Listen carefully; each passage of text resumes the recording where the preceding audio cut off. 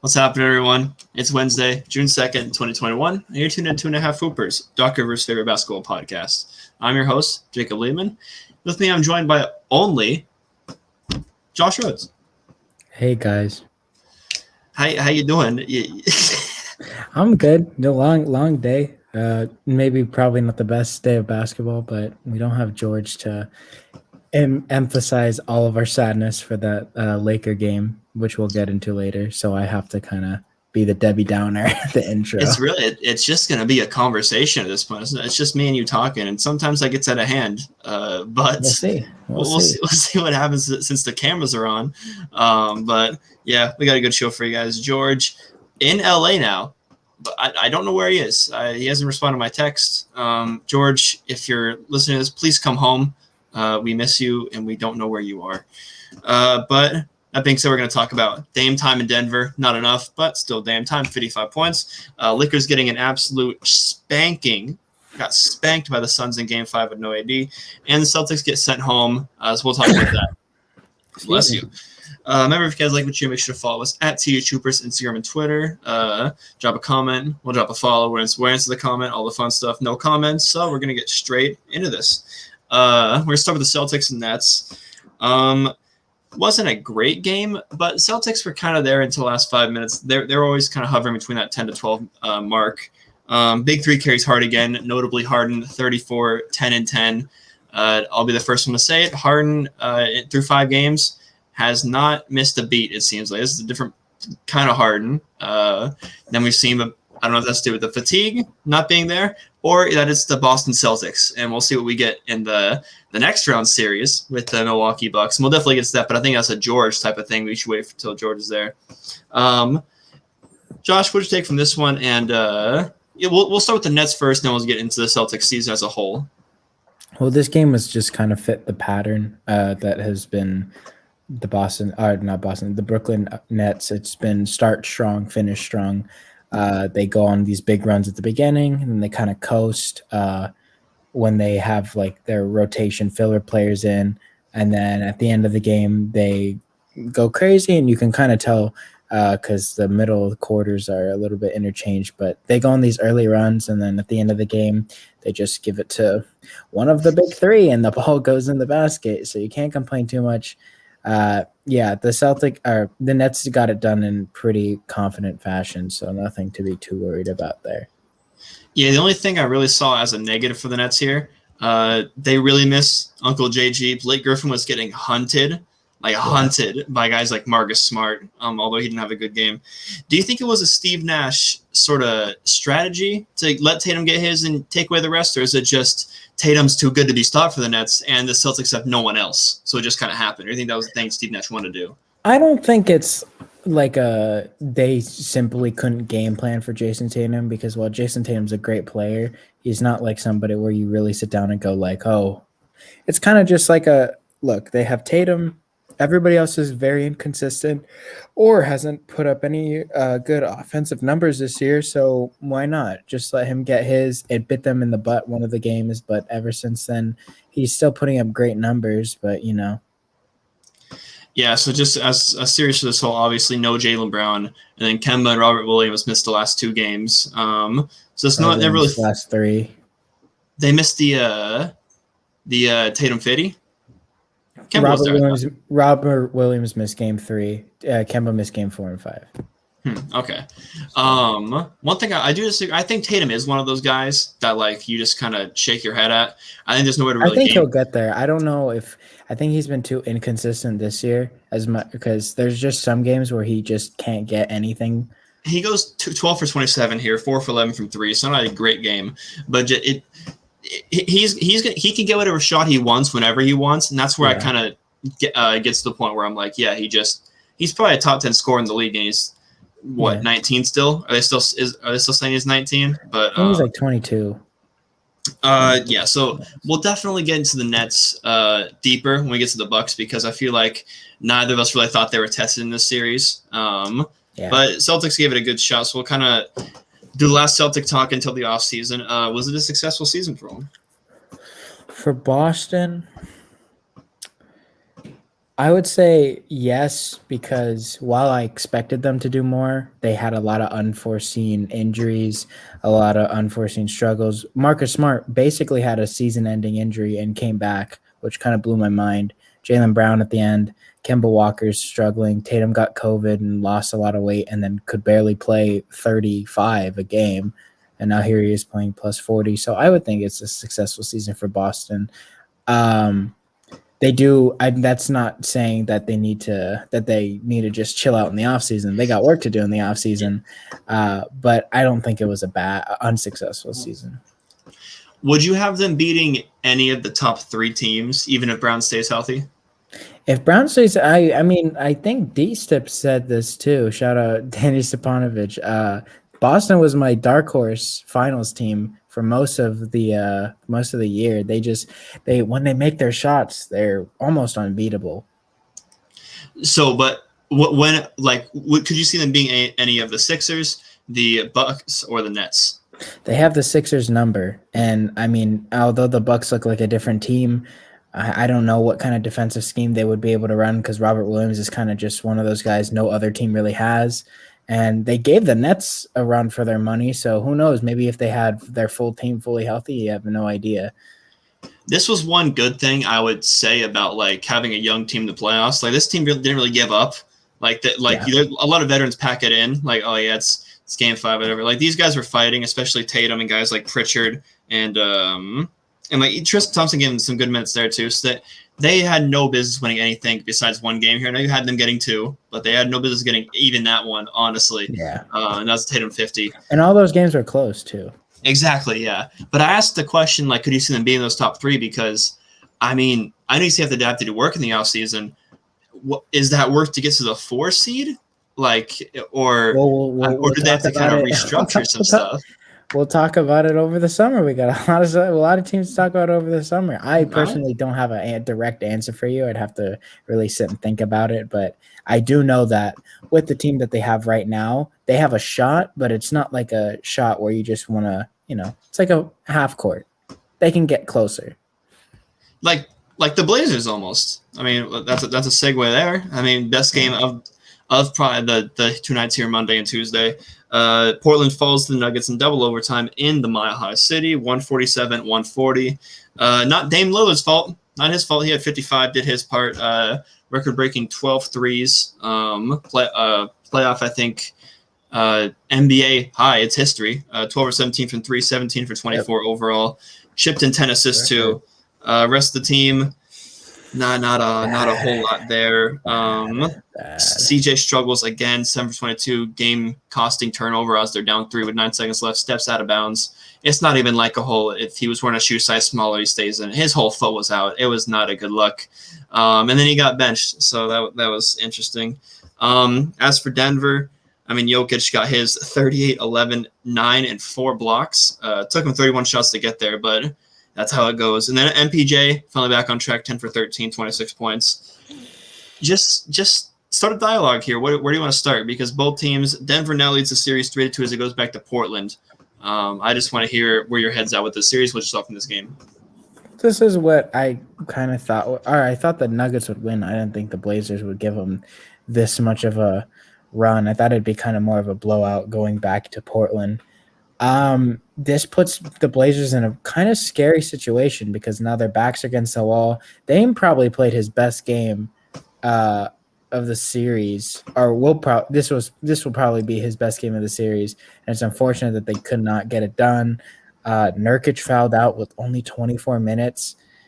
I don't know. It just seems like if the Nuggets hit their shots, their game plan is better. Like Mike Malone's basically out coaching Terry Stotts. Each game after they lose, they just look better. And Portland kind of is leaning heavy on Dame and CJ. And while I think that that's still a very good game plan, if the Nuggets keep changing things around and moving things, like Monte Morris got more minutes this time than Campazzo. And I know they've been playing Campazzo a lot, but they let Monte Morris kind of finish the game out, and it worked for them. And they've been switching up the game plan a lot. So I don't know. I guess the dialogue I guess the question I can ask you is, you have Nuggets in 6, right? Yes. So how confident are you now that the Nuggets, because they won this game, it has a lot of similarity to their triple overtime game that they had, and Rodney Hood hit that three, and it kind of swiveled up the momentum a little bit. So now that the Nuggets took that big game from the series, do you think they're able to close it out? So you're the Blazer historian. What was it? It went to Game 7. Who had the 3-2 game lead in the 2019 series? The Nuggets. The Nuggets had it. Okay, and Portland came back and rattled off 2 in a row. Yes. See, I think it's different. I mean, you're not going to get this from Dame again. I mean, you could have a game. You could have a game like Game 4 where they just blow out the Nuggets. I was surprised in Game 6. This is kind of how I saw it going. As Magic says, these Game 5s are pivotal, and I think it's going to springboard Denver and get it in 6. I've not been good at predicting. I think I even had Portland in this game. I'm just not good at the day-to-day, but in the series as a whole, I'm normally decent at it. And I had Nuggets in 6, and I'm pretty confident with that. Just because so Dame in the 2 overtimes, 17 points on 6 of 8 shooting. Rest of Portland, 2 points, 1 for 19. Yeah, but it was really rough. And yeah, the one time Dame decides to pass, it's with 9 seconds left. CJ looks like he has an open shot, steps out of bounds. Like, what's going through Dame's head at that point? Like, he must just be deflated. I know he's going to come out ready to play Game 6, but how much better can this Portland team play when Denver's actually getting like Monte Morris as Austin Rivers? The guys are supposed to step up for Jamal Murray being out. And yeah, especially like they don't need Nurkic for anything besides his big body. Like he's gonna foul out every game. But me and you were sitting there watching on the couch. No one can guard Jokic. Nurkic can make it like hard for him, but like they put Roku or Cantor on him, it's a bucket. They're gonna get to him on the right like a short 3-point line, and it's gonna be curtains, and it's very hard to stop. Yeah. I mean, did you have Portland in 7? I still do have Portland 7. I think they win Game 6, and then again, I kept telling it to. I was talking to you. It's not Game 7. Every time CJ missed, not Game 7. I mean, that's what you're gonna get. Not all the time. Dame had a bad Game 4, and they managed to blow out the Nuggets. Nobody's gonna talk about that, but everyone will talk about CJ and the miss. And I mean, that happens, especially when they're shooting at such a high volume. I did learn recently by watching one of the games, Portland, fewest turnovers in the league because of the 2 guys that are handling the ball. And so, I mean, they can't – it's very difficult. I mean, here, only 14. The Nuggets had less turnovers. So I guess they probably could have done a bit better but in that department. But again, Dame saving them over and over again, and it's really hard for me to think he'll replicate anything near that performance. I'd love to be surprised, but it's really difficult to think that Mike Malone isn't sitting those guys down and going like, we need to figure something out. This was the first game we kind of saw between them where the 3-point battle was pretty even. Portland 21 for 48, and Denver 20 for 44. Will Denver always kind of have the edge on them if the 3-point battle is kind of the same? Because that's where Portland can kind of pull away. I think so because the Nuggets, I feel like they have a bit more well-roundedness. Like the Blazers have such a blatant liability on defense in all 4 of the 5 positions. We're going to take Robert Covington out there. He doesn't deserve the slander, but. Yeah, when you don't play half the court consistently, you have to beat them in departments such as the 3-point line, driving, free throw attempts, free throws made, and it just seemed like the Nuggets were just getting to the line a lot more than the Blazers were. So yeah, you have to kind of outplay your opponent in the offensive department by a good margin if you want a chance of winning, and they just weren't able to do it on the 3-point line. To wrap up here, what's been more surprising to you, Monte Morris or Austin Rivers? Austin Rivers, because I said Monte Morris is going into it. I said Monte Morris isn't not going to be Jamal Murray, but he's not going to be like no slouch. I'm kind of surprised he hasn't gotten more minutes, but I guess they like Campazzo there. Austin Rivers though wasn't on a team. He looks like he's playing a much different role than he was in Houston, where he was kind of like the scoring spark plug, him and Eric Gordon. And now he's kind of playing more of a repressed role, trying to play more defense-oriented and kind of just a spot-up shooter. He's literally a 3-and-D that can handle literally the ball. 3-and-D, yeah. Yeah. So it's a lot different from his Houston role. And it was kind of a role I thought that he didn't want to play, especially in New York. But I guess now he's all for it. So, I mean, I'm a bit more surprised, more so that he's kind of lowered his ego to play this important role for the Celtics, the Nuggets. Yeah, his handle doesn't seem as good as I thought it once was. He's not driving a whole lot, but he's a threat when you pass it to him, and he's gonna be able to shoot a three. And then sometimes he'll just get hot, he'll start pulling, like we saw in the Austin Rivers experience game. I believe it was game 3, I think, when he kind of took over in that fourth quarter. So that was fun. Game 3. Yeah, I think me and you grouped Monte Morris and Will Barton together as far as keys for the Nuggets. If they win the series without Will Barton, that's impressive. It's very, very impressive. That shows a lot about Jokic and how bad the Portland Blazers defense really is. Yeah. Moving on, we got an interesting game. Suns Lakers. Lakers able to keep it close, getting to within 30 after being down 37.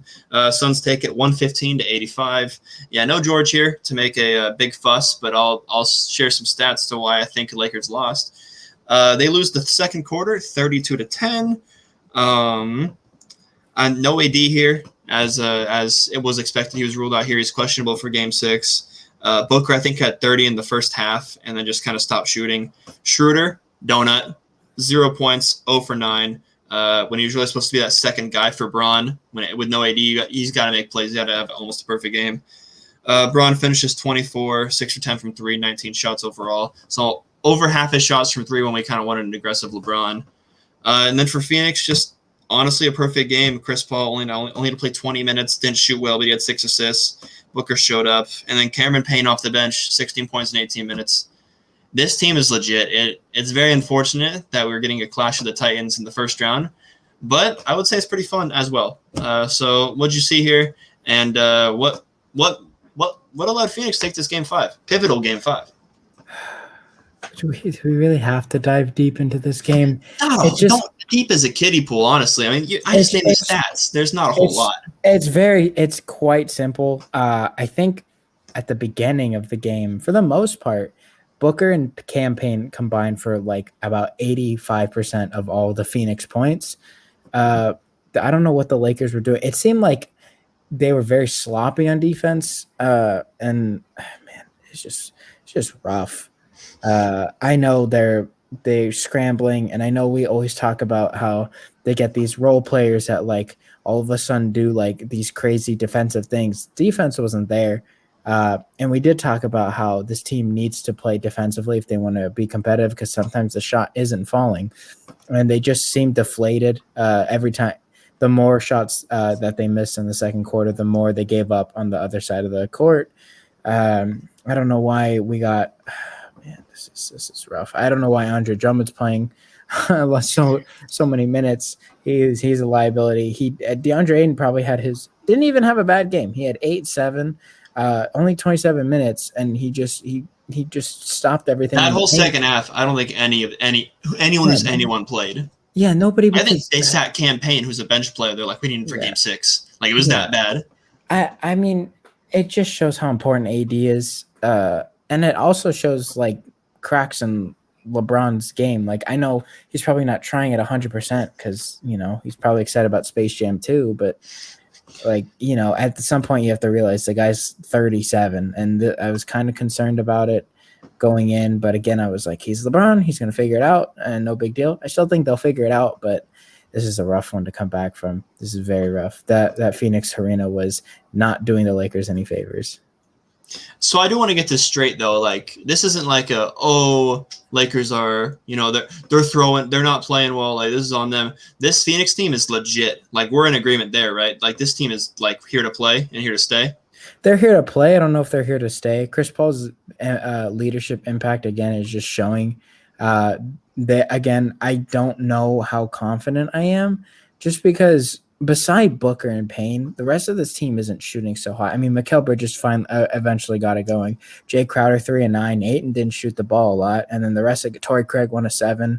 I'm a little shaky because this team relies on its 3 best players and I guess Cam Payne also for that spark plug bench scoring. But most of the minutes come from those big time players, and they've played great, and they come every night ready to play. But sometimes it just, I don't want to say it's Mickey Mouse, but but they come with aggression, and they're good enough to where you can't like let yourself go off the gas pedal. That's definitely for sure. I have more doubts about Phoenix than you do for sure, but I definitely am in agreement that this isn't a team that you can just slouch on. And the Lakers did that, and that's why they lost by 30. Fair enough, but I will say the guys like Jay Crowder and Campaign and who else? Cam Johnson. They didn't shoot well overall, but in that first half when they were building that 30-point lead, they weren't missing. I think Jay Crowder, I would think, was 2 of 3 at halftime, and then he just started bricking at second half. The team didn't play too well in the second half, but didn't have a real reason to, because Lakers didn't play a good game. I mean, yeah, this is all this thing because there's some crazy stats here. I mean, Lakers lose the assist battle 29-14. They had 16 turnovers to Phoenix's 4. And this is supposed to be a defensive-oriented team. Number 1 defense in the league for the Lakers. The effort wasn't there. Like LeBron run in the second. Yeah, LeBron didn't come out like crazy aggressive either, and the effort wasn't there. That's a recipe for disaster. Absolute disaster. And he came out aggressive as far as shooting wise, but he wasn't driving. He was settling for jumpers. And that makes me think is he fatigued? Is he setting up the ankle excuse? Because I can't wait to hear this man. This man's not going to get to the podium if they lose in game 6 or game 7 and say, Phoenix played, they beat us fair and square. It's going to be, I had my mind on, the Rotten Tomatoes reviewers are going to see Space Jam 2 in a few months. I'm really scared about that. I know he's got the ankle boot sitting in his closet with a shrine on it. He's ready to bring it out when they finally lose and say, surprise, it was broken the whole time, like he always likes to do. This is one game I called. I think I called us Wizards winning in this one, and I'm really upset I was right about this one, but at least I was finally right. And what's the other one I was right about? Cute little segue there. Wizards get a game, 122-114 on the Sixers. You may think, oh man, Russ and Beal played great. They did. Beal 27, Russ 19, 21, and 14. I'm legally obligated to say what he shot. Somebody read the shooting percentage. I'm legally I'm obligated to. He was 3 for 19 from the field. And yeah, that wasn't good. Davis Bertans though, put in the starting lineup, had a good game, 15 points. Got hurt, so that's how it goes. Big story from this one though, because not even I, the biggest Russ believer, believes Wizards can really win this series. So it's all what the Sixers are doing, and what they're doing is getting hurt. Joel Embiid, their star, MVP finalist, went on the first quarter with hip soreness, came back, which was a good sign, but then they brought him back. Probably assuming they just swept the Wizards, and they ended up losing this one.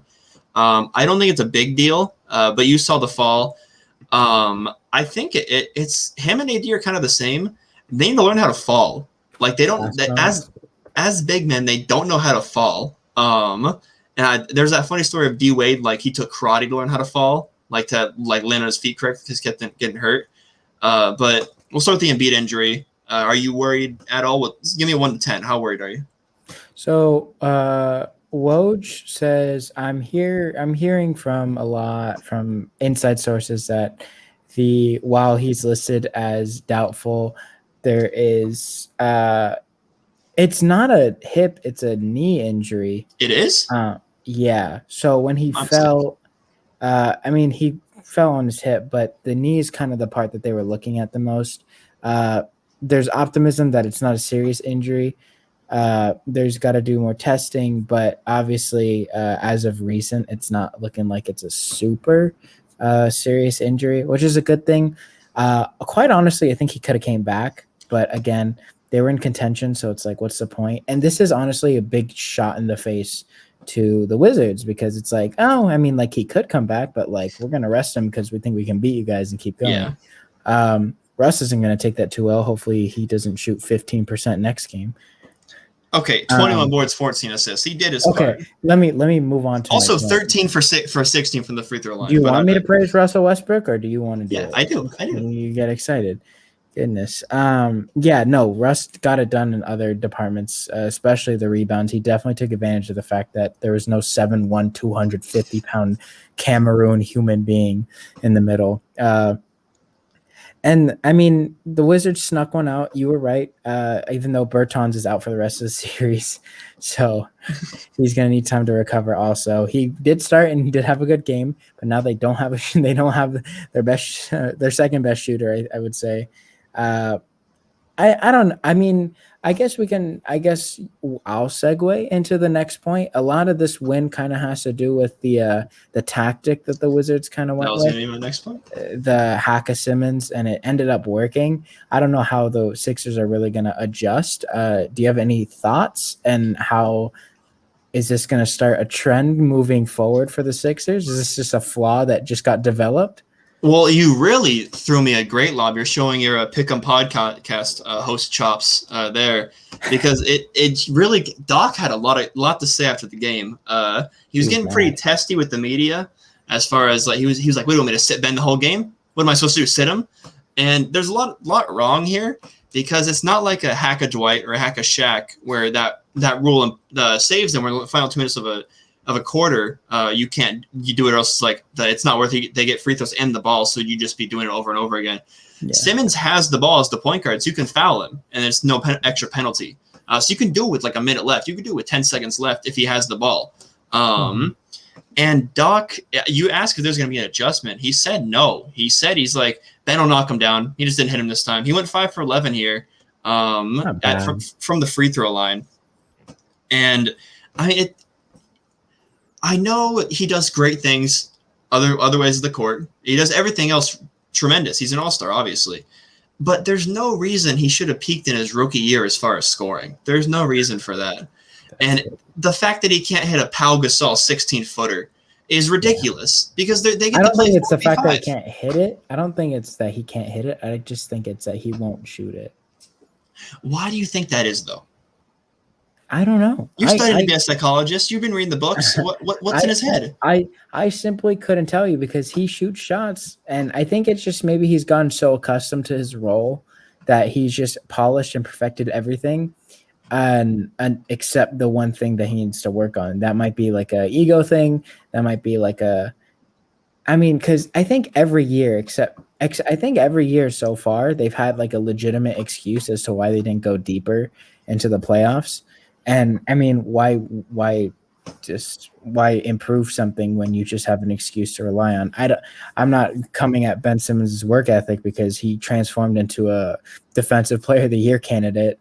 Oh, he took zinc pills and grew. That's why he's so good at defense. Yeah. And he did. Yeah, he did everything else except be confident enough to shoot the ball. So I don't know. However, I don't think this is like a big deal to issue about. I think the Wizards did the entire NBA world a favor, though, because they're the team that made the Sixers bleed with the game plan of just foul Ben Simmons, because there's like a 50% chance he misses a free throw and you gain points. So the Wizards did probably the best thing they could have possibly done. I guarantee the Knicks or Hawks will try it in the next round at least one time. I know for a fact. But one thing, just to kind of stick on this, and I guess send it home, I mean, it kind of really puts a Embiid number 1, Ben number 2. And also, it puts so much pressure on the Sixers when Embiid goes down, because now you got to switch your whole game plan. Because I mean, your number 2 should be able to get buckets for you, and now you only have Tobias Harris. And if Simmons even had a remote jumper, I think they were doubling Tobias. Like, if Tobias gets double, it's not going to end well. It's not going to end well. And I mean, I know he's great. Bad today. I know he's great. Shots, 21 points. But this is the best Ben Simmons we're going to see, right? Like, there's no other way for him to improve. Except the shot you're talking about? Yeah. Yeah. He's already Defensive Player of the Year finalist, and he has one of the top 5 passers in the league. Yeah. So he's a double machine. Yeah. I mean, he's great in the lane, but yeah, it's hard to watch sometimes. And yeah, I think what do you think of Doc's comments, just to end us off here, as far as not going to change anything?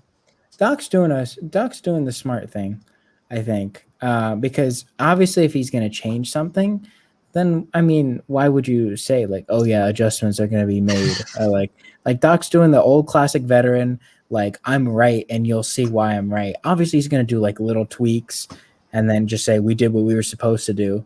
He's just a classic veteran coach. He knows, like, he's been in this situation countless amounts of times under scrutiny and stuff like this. This is a first round. Of course, he's gonna act like the old man that, like, got asked one too many questions. He's just gonna lose his mind, go back to the drawing board, make a few tweaks, go back in, and then when they win, just we did what we were supposed to do. Well, I agree he's doing the right thing, but not as far as not making an adjustment. I think taking Ben's side, because, yeah, you're not going to go to the media and scrutinize a 23, 24-year-old. Yeah, we've been telling Ben to shoot. He just won't do it. He's a little weenus. He won't do it. He's a little loser. But I think it's wrong in the fact that, because the main thing was, do people ask? He's like, I don't know where this narrative came from of Ben Simmons being like an all-star or like a go-to scorer, 40-point a game. He didn't say he is. No one ever said he was. That's a you thing. I think that's just kind of letting him be okay with the status quo. I think Simmons could definitely be an MVP caliber player. If he gets a jump shot or he's comfortable taking them. If he doesn't play with Embiid, he could be MVP caliber. Yeah. I think he's doing the right thing as far as taking his player side, because he's done that since he got there. That's why he solved the chemistry issues. He's a player coach. Everyone loves Doc Rivers. He's a great guy. Yeah. All right, moving on to last game of the 5-game slate. Jazz take a 3-1 series lead, 120-113 against the Grizzlies, as the series heads away from the grindhouse and back to Utah. They look to complete the douchebag sweep. That's where you let the team win the first game, and then, you just rattle off 4 in a row. Donnie Mitchell, another tough shooting game, but 30 points there. Jordan Clarkson, 24 off the bench. Big story here, though, Dylan Brooks. One thing I saw, he got his 4th foul late in the 3rd quarter, and Taylor Jenkins let him play through it, and he didn't pick up another one after that. So this is showing maturity, and these games are actually mattering as far as Dylan Brooks maturing as a defender. John Morant, 44 minutes, 23 points. I mean, this game was pretty cut and dry. It was almost exactly the same as Game 3. Jazz they pull away in the final 3 minutes or so. They know their role. For 45 minutes, they're a team-oriented team. All for one for all. Last 3 minutes, give it to Donovan Mitchell, give it to Mike Conley. Let these guys go to work and do what they do best. One thing I will say, D'Anthony Melton really came through for the Grizz down the stretch. I think he scored 15 of their 19 points in the first 7 minutes of the 4th quarter. He was just hitting everything. What do you have to add from this one? And the series heads to Utah now, back to Mormon City. What do you take? The Jazz, quite honestly, more Mike Conley surprised me. I'm not going to say that Donovan Mitchell surprised me. It was another I shot a lot of shots and I got points for Donovan Mitchell, which we've seen. But I mean, he gets the job done. Mike Conley, though, has really proven that he's becoming the Mike Conley we thought the Utah Jazz were getting initially when he transferred teams from Memphis to Utah. I mean, he forget Trae Young and MSG and all that. This is a true villain story. Mike Conley has literally been in the league long enough to see himself become the villain. Got drafted, literally probably was the star point guard for the most memorable Grizzlies team. Changed teams because they just started mistreating him, and now here he is putting. But he's away. So nice. We're not going to hear a screw Mike Conley chant. Like Memphis loves Mike Conley. I know it sucks. It sucks to be a JJ. It's the show villain and the actual villain. Mike Conley and Trae Young. Is that what you're saying? Yeah. Yeah, so I mean, like, you see, like, the villain that the show portrays, and then the actual villain is Mike Conley. The Jazz, I mean, Jordan Clarkson also. I mean, he doesn't shoot. Him and Donovan Mitchell are like the same player this series. They're both getting clamped up by Dylan Brooks, but they just get their points because they shoot so many shots. 50% from 3. That's definitely the big headline story there. They got it done there, and then at the end of the game, like you said, Mike Conley and Donovan Mitchell just kind of came into their own, and that's how they've snuck these ones out. Like, every time the Grizzlies crawl back in, and if Mike Conley or Donovan Mitchell just misses one of those shots that they get, it's like a different game completely. And so they've just capitalized, and they've really lived in the moment. And I'm not surprised. My original prediction for this series on our Instagram was Utah in 5. So as much as I'm surprised that I'm right, because I really thought that the Grizzlies had a good shot of taking a couple of these games, I mean, Utah's kind of proven me wrong. They've played a lot better as a unit, and they're hitting their shots. Most of the players are hitting the shots that they're given, and the shots that aren't falling, they're playing good enough defense to cover up for that. So good for Utah. Yeah, only real thing that I would say Grizzlies aren't doing that they can do. Their youth is showing in two ways. One, we already talked about, they don't really do too good in the clutch, especially like on the road and at home. It doesn't really matter. And then also, they always seem to miss you're very familiar with them, the swing shots to really get the crowd into it. Like they've made 2 layups. They've gotten 2 stops. Now they get a block, and they're coming down. I remember a specific one. Grayson Allen gets a block on Donovan Mitchell. Then he spots up for 3. I think it could have brought it to 1, and he misses it. The crowd's ready to erupt. He misses it. Jazz get a rebound. They come down. Bogey, 3-pointer, bang, 4-point game now. And now the crowd is not as into it. The JJ Butters ready to explode, and they weren't able to. And now not only is it a 6-point swing, but the crowd is out of it.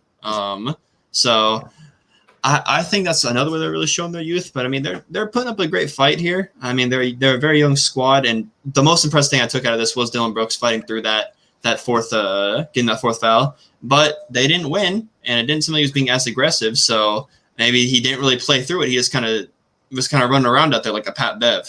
But I refuse to believe Dylan Brooks is running around out there. He's always getting in someone's grill, making him angry. Last thing. Quinn Snyder, like, he drips. Like, he's a good-looking dude. He always got the nice, polos on. He skips leg day. I don't know if he was wearing joggers or something. They were sticks. Let the man live. He skips leg day every time. Like, I wrote it down in my notes. I noticed it 3 times. It was hard to watch. Jake's awake. Huh. Yeah, oh, wow, Jake's awake. We'll get back to him. We'll get back to him. Anything else to add from the games for Monday and Tuesday? Nope. We can get into this recap. Let's get to Wednesday and Thursday then. Have a lot of concluding series. Yeah. So we'll go in order as always. Let's see, 4, and we got a 6-game slate coming up. So we'll start with Philly having a chance to close out the Wizards on their home court. They could complete the gentleman's sweep. Who do you got? They could, and they will, because I'm very confident that even without Joel Embiid, they will still. I'm going to just assume he's out because he's listed as doubtful. They'll probably play Simmons at the 5, which I'm kind of interested to see because I haven't seen that in the playoffs. So I'm very intrigued for that. This is not going to be good for Russell Westbrook. He was doing and I knew it. I knew there was such a bad thing because at the end of when you watch the end of the game, he's getting all hype. He's doing the Russell Westbrook things. It's not like a walk off the court. Thank goodness we got one because their superstar center only played 11 of the 48 minutes. No, it's let's talk that talk. Yada yada yada. This is going to be bad. This is not going to be a good game. Last time that Simmons played a game without Embiid, he dropped 40, I'm pretty sure, on the Nets. 42 on Rudy Gobert. 42. I'm talking in the playoffs. Oh, he dropped 40 on the that Nets. Wasn't pretty. With the Jared Dudley beef. He dribbled I remember a specific play, and I was scared. It wasn't 40. It was like 33, 32, 34, something like that. He dribbled the ball up, and he held it near the half-court line, and he like just stared at his defender, ran right at his defender. Euro, dunk, nothing. Absolute silence. If he scores 30 here and they win, I think the only thing you can criticize him on is free throws. Because if he scores 30 without shooting, then you can't really criticize him. Because I mean, if he's scoring 30 with no jumpers and he's a point guard, I mean, what can you criticize? Will we see the hack of Simmons again? They'll get desperate again, unless it's a blowout. Yeah. Well, I think they'll get desperate. It worked last time. Why would they try it again? But just do you think Sixers could beat the Knicks or Hawks without Embiid? Is it going to be that lopsided of a series? Because we're going to have a dogfight, Nets and Bucks. But see, the Sixers quite honestly surprised me without Joel when they had no Joel Embiid in that stretch, and they stayed number 1, and they beat some pretty notable teams. So I don't want to say that they don't have a chance. However, the significant amount, the difference level in confidence that I have with and without Embiid is so drastic. Like, it's a 50-50 dogfight with either the teams that come out, either New York or Atlanta, without Embiid. With Embiid, 5, maybe 6. It's crazy how lopsided it becomes without Joel Embiid. Well, speaking of that series, Hawks have a chance to close out the next in MSG. It's gonna be rocking. Will that matter? Who knows? Because Trae Young averaging 25 and 10 in this series. Randall leads them in points, rebounds, and assists. And shots missed. Not shooting well at all. Most recent game I'm seeing in here, Atlanta 113, New York 96. We covered that one. Who do you got here? I'm going to take New York. I think that they have a chance to – I think they're just going to have that MSG love. Atlanta's bound to struggle one of these games. I think this will probably be the game. They'll probably come in with a lot of confidence, and they just won't do the things they're supposed to do.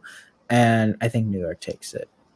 This is their finals, I think. I think if they win their last game they play in MSG, it's all worth it. It's already a successful season. Just don't lose on your home court.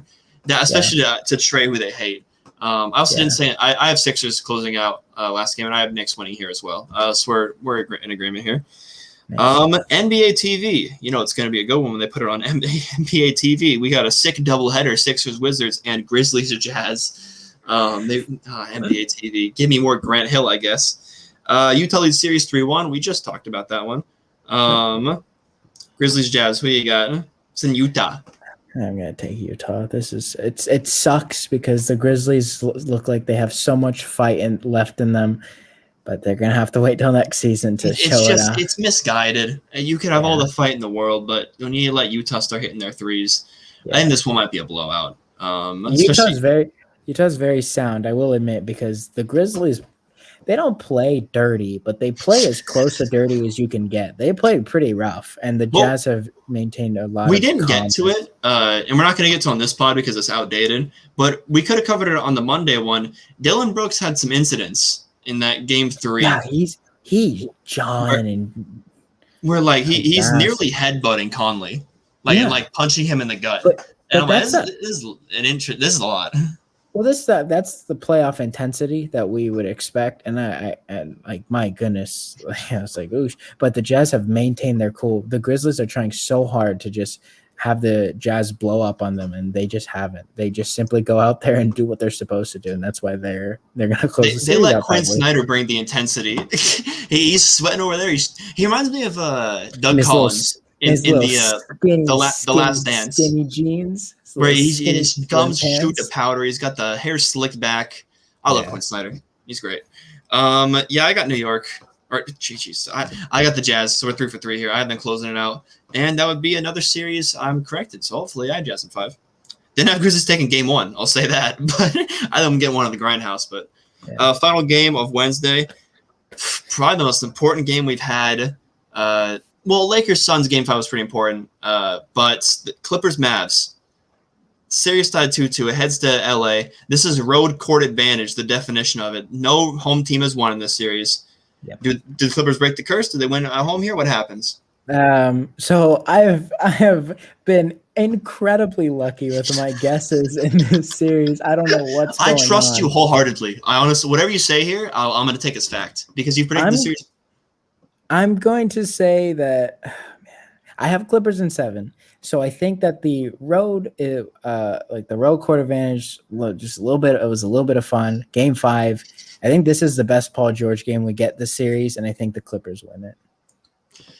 I think I'm gonna take the Mavs just because Clippers, with the pressure on them, first 2 games failed, and then when they're backs against the wall, they're the more talented team. They won 2 in a row because they're a more talented team.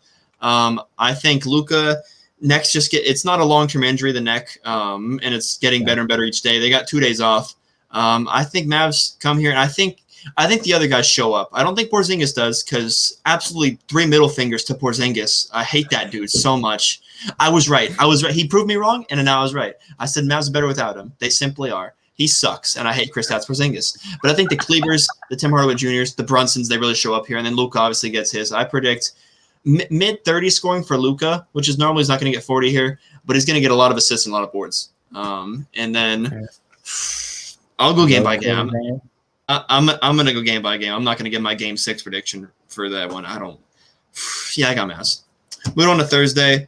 We got 2 teams that can close it out, and I don't know if they would be upsets. I know one of them probably would be. But we'll start with the Nuggets Vegas Blazers. won't be happy. Vegas would not be happy. Vegas will not be happy. No. Yeah, we don't have to switch between games for this one. They're both on TNT. One 5 o'clock, one 7:30. Nuggets Blazers.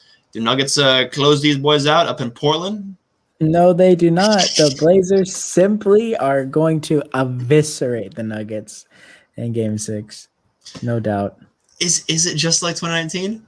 Give me a little sneak peek. Who do you have winning Game 7 if Portland wins? It's the same exact thing. That Mike Malone is game planning for CJ McCollum in Game 7. That man simply doesn't miss in Game 7. Yeah. I mean, I feel like I gotta go Nuggets. I had them in 6. You have to. I have to. But I mean, exactly. yeah. I mean, it just makes sense. I mean, especially it's weird because when it gets close, Nuggets are winning these games. The 2 close games, the Nuggets have won. Mostly because no one can stop Jokic. And if the Blazers win, this one isn't gonna be close. I don't think. I think they come out the gate. I will say Terry Stotts learned because in Game 3, Jokic got that rebound off the missed free throw, gamed it with a second left because he had Rocco at center. This game he put in Cantor. They didn't get a board, but he learned. So he at least make a little adjustments. Should have won this in 5. Simply should have won this in 5. Yeah, I got Nuggets. Final game, Suns Lakers. So in LA, AD I believe is questionable. Who you got, man? Who you got? I know me and George got the same team. I simply refuse to bet against the Los Angeles Lakers.